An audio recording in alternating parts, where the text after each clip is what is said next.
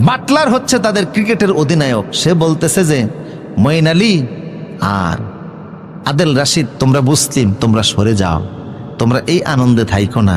ব্রিটেনের ক্রিকেট দল টি-20 বিশ্বকাপ খেললো, পাকিস্তানের সাথে তারা শিরোপা জিতলো, ঠিক কিনা বলেন? সেখানে তাদের আদিল রশিদ আর মঈন আলী এই দুইজন মুসলিম ক্রিকেটার আছে না নাই?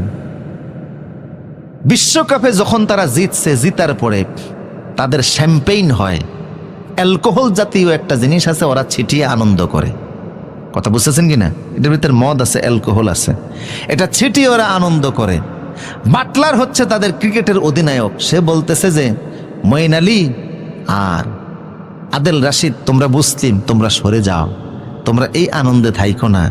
আমি জানি তোমরা মদের হারাম মনে করো, এই আনন্দে তোমাদের থাকা উচিত নয়, তোমরা দূরে সরে যাও, আমরা তোমাদের ধর্মকে সম্মান করি। ক্রিকেট বিশ্ব নয়, শুধু সারা দুনিয়া ইসলাম ও মুসলমানদেরকে শিখতেছে, মুসলমানদের আদর্শ দেখে তাদের ভালো লাগতেছে, বিভিন্ন রাষ্ট্রে ইসলাম প্রবেশ করতেছে।